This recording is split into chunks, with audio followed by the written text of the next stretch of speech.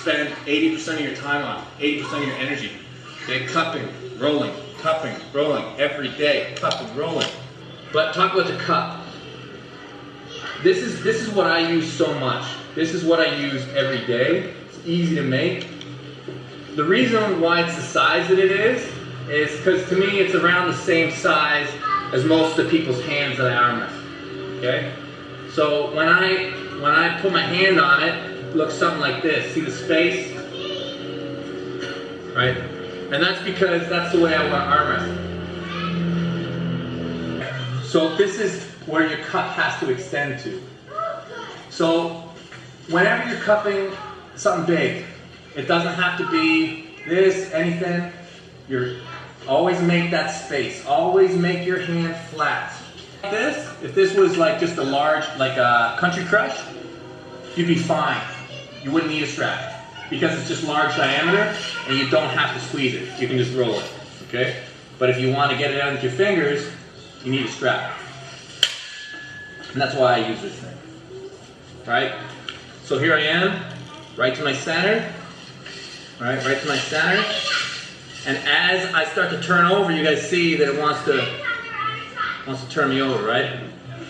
Right, so you start to balance hooking and pronation together. Okay, you want to be more of an inside puller, okay? Hooking and supination together. And this is that strap drag. This is that, at the table, you want to be a great inside puller. Boom, right? This. You just wanted to knock somebody off their shoulder every time. It's this move.